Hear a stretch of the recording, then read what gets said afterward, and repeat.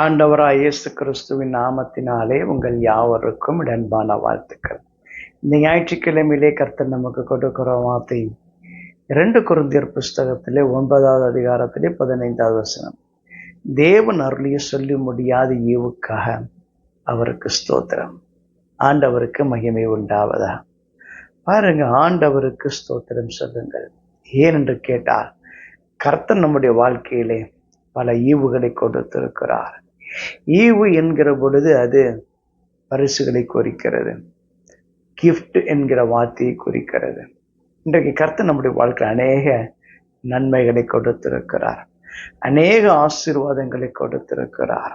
அவைகளுக்காக நாம் எப்பொழுதும் தேவனுக்கு நன்றி சொல்ல வேண்டும், தேவனுக்கு துதி செலுத்த வேண்டும். இன்றைக்கும் கூட கர்த்தர் நம்முடைய வாழ்க்கையிலே பல அற்புதங்களை செய்து கொண்டே தான் இருக்கிறார். இந்த இடத்திலே வேதம் எழுதிமை சொல்லுகிறது, சொல்லி முடியாத ஈவு என்று எழுதப்பட்டிருக்கிறது. அந்த வார்த்தைக்கு ஆங்கிலத்தில் எழுதிமை சொல்லப்படுகிறது அன்டிஸ்கிரைபபிள் அப்படின்னு சொல்கிற வார்த்தை பயன்படுத்தப்பட்டிருக்கிறது. அதாவது விவரிக்க முடியாத, சொல்லிய முடிக்க முடியாது. ஆண்டவர் நமக்கு செய்திருக்கிற நன்மைகளை எண்ணி முடியாதவைகளாக இருக்கிறது. அவைகள் எண்ணை போனால் மணலை பார்க்கும் அதிகமாக இருக்கும் என்று சொல்லி சங்கீதக்காரன் சொல்லுகிறார். எனக்கு அன்பான தேவச்சனங்களே, இந்த வருடத்தை துவங்கினோம். இந்த வருடத்தினுடைய முடிவுக்கு அருகாமையிலே வந்திருக்கிறோம். இந்த வருஷத்திலே கர்த்தர் நமக்கு அநேக நன்மைகளை கொடுத்திருக்கிறார், அநேக நன்மையான காரியங்களை நமக்கு செய்திருக்கிறார். ஆண்டவருக்கு மகிமை செலுத்துங்கள், ஆண்டவருக்கு துதி செலுத்துங்கள், ஆண்டவருக்கு நன்றி சொல்லுங்கள். ஏனென்று கேட்டால், கர்த்தர் இரக்கமுள்ள தேவனாக இருக்கிறார். அவர் நல்லோர் மேலும் தீயோர் மேலும் பாருங்க சூரியனை பிரகாசிக்க பண்ணுகிற தேவன், மலையை பொழியை செய்கிற தேவன் என்று வேதம் சொல்லுகிறது. ஒருவேளை இந்த உலகத்திலே எல்லாரும் நல்லவர்கள் என்று சொல்லிவிட முடியாது. ஆனா யாராக இருந்தால் என்ன, கர்த்தர் எல்லாருக்கும் கர்த்தரானவர். எல்லா மனுஷருக்கும் தேவையான எல்லா விதமான ஆசீர்வாதங்களையும் ஒவ்வொரு நாளும் கொடுத்து கொண்டேதான் இருக்கிறார். அவருடைய இரக்கங்கள் மகா பெரியவைகளாக இருக்கிறது. நாம் நிர்மூலமாகாமல் இருப்பது அவருடைய கிருபையே. அவருடைய இரக்கங்களுக்கு முடிவில்லை என்று வேதம் சொல்லுகிறது. ஆம், அவருடைய இரக்கங்களுக்கு முடிவே கிடையாது. இன்றைக்கும் கூட நாம் பிழைத்திருக்கிறோம், சுகமாக இருக்கிறோம், ஆரோக்கியமாக இருக்கிறோம் என்று சொன்னார். அது தேவனாய் கர்த்தர் நமக்கு கொடுத்திருக்கிற மிகப்பெரிய கிருபை, மிகப்பெரிய ஒரு ஈவு என்று வேதம் சொல்லுகிறது. ஆம், நாம் நிர்மூலமாகாமல் இருப்பது கர்த்தர் நமக்கு கொடுத்திருக்கக்கூடிய இரக்கம். பாருங்க, இந்த உலகத்தில் வாழ்கிற பொழுது நாம சமாதானத்தோடு வாழ்வதற்கு கர்த்தர் நமக்கு சமாதானத்தை தருகிற தேவனாக இருக்கிறார். பாருங்க, வேதத்தில் வாசிக்கிற பொழுது தாவீதின் ராஜ்யத்தையும் அவனுடைய சிங்காசனத்தையும் கர்த்தர் திடப்படுத்துவாராம். அது மாத்திரமல்ல, வேதம் எழுதிமை சொல்லுகிறது, அதனுடைய கர்த்தத்துவத்தினுடைய பெருக்கத்துக்கும் அதன் சமாதானத்துக்கும் முடிவில்லை என்று வேதம் சொல்லுகிறது. ஆண்டவருக்கு மகிமை உண்டாவதாக. இயேசு கிறிஸ்து தாமே அந்த ராஜாவாக இருக்கிறார். தாவீதின் குமார் என்று சொல்லி அழைக்கப்பட்டார்.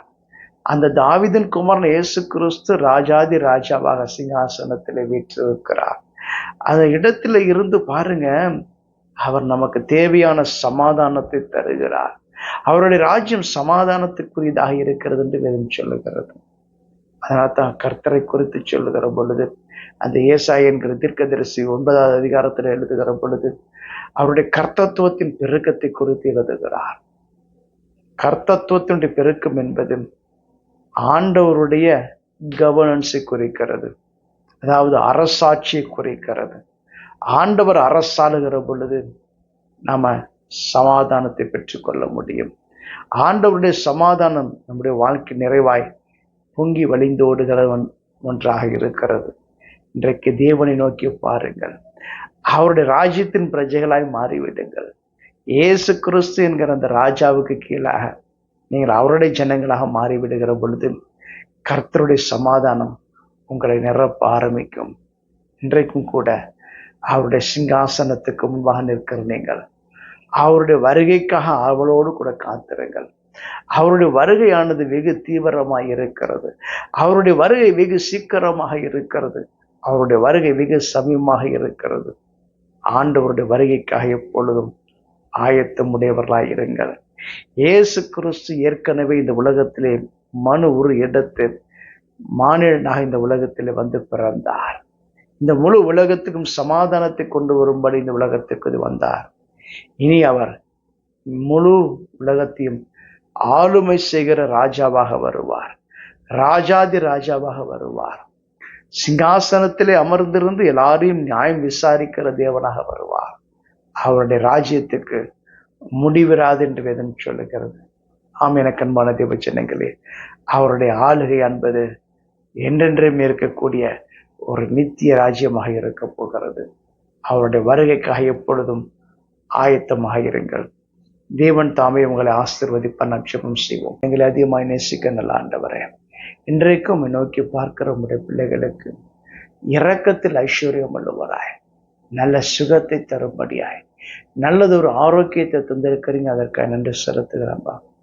இனி வரும் நாட்களிலே கூட நீங்க உடைய பிள்ளைகளுக்கு ராஜாதி ராஜாவாக இருந்து ஆண்டவரை சந்தோஷமாய் வாழத்தக்கதாக, சமாதானத்தோடு வாழத்தக்கதாக உடைய பிள்ளைகளை நேர்த்தியாய் நடத்தும்படி நன்றி வைக்கிறேன். ஏசும் ஜெபம் கேளுங்க பிதாவே. ஆமென். God bless you.